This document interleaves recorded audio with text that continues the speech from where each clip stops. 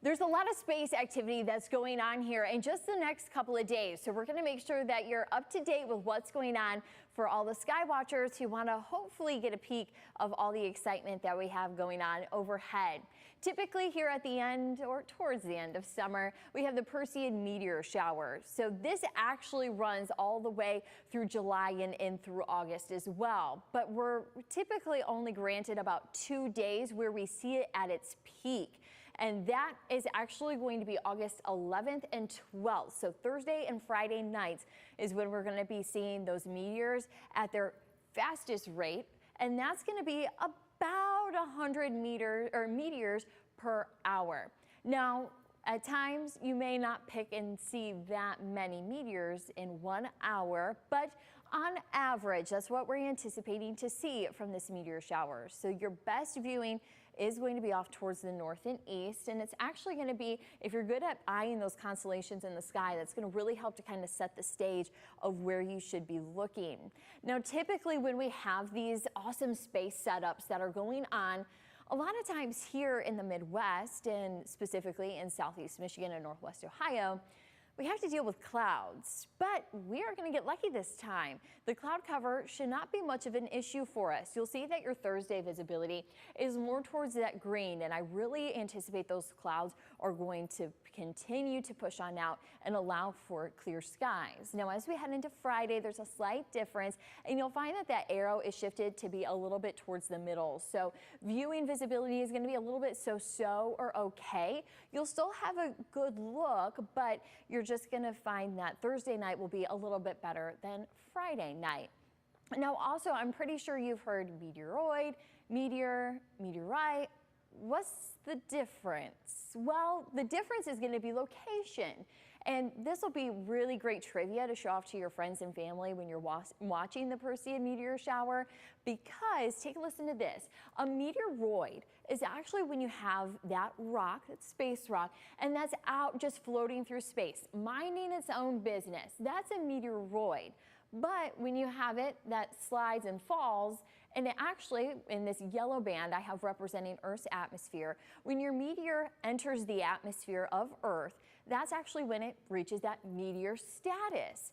But sometimes they are able to make it through, and they are very small when they reach Earth's surface. But when they do, the name once again changes, and that's when it turns into a meteorite.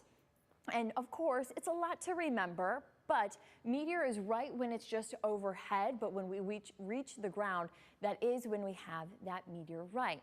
Now, looking at the cloud cover to do some spotting of just the meteors, they'll be staying in the atmosphere throughout this peak time. The cloud cover, we've had to work through it a good chunk of the early half of Thursday, but we have changing weather, a cold front moved through, so that's going to clear out the conditions for viewing on Thursday night. And into Friday, we're still going to be looking at some good viewing, though there are still going to be a couple of clouds even as we head into that early Saturday morning time frame. So whether you're going to be staying up late to catch a good look, or if you're going to be looking early Saturday morning, you're going to want to look off towards that northeast direction. I actually have some tips to help to make it a little bit easier for some of your viewing. So the direction that you're going to be looking off towards is the northeast direction. Now, you are going to want to avoid light pollution. Now, light pollution would be like city lights. They kind of let off that glow, and they actually do that quite a few miles even outside of town. So you're going to want to head to some of our rural areas of Northwest Ohio and Southeast Michigan, and you're also going to want to give your eyes some time to adjust once you pick out your spot. They say roughly about 30 minutes is what your eyes will need to get used to that darkness, and that will then help, though, you to be able to spot some of those meteors as you're looking out overhead.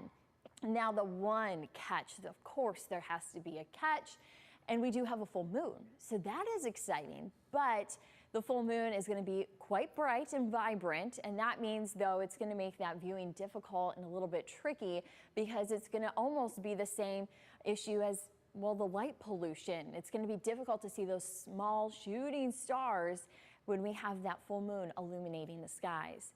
Now, speaking of the moon, it's August, so this is our August full moon, and it's the Sturgeon Moon that we have. And that Sturgeon Moon is typically when we have the Great Sturgeon, which of the Great Lakes, so right about our region that we're very familiar with. And it's about this time of year that we mostly would see that the Great Sturgeon would be caught. So very timely and also very local, but also just like July, we have a super moon this month, so you may notice it's a little bit more brighter, a little more vivid. This is also, though, going to be the last super moon of the calendar year. So keep that in mind for those who are going to be trying to check out the moon. Now, for sky watchers, there's some pros and cons in, of course, this forecast, but the cloud cover will not be one.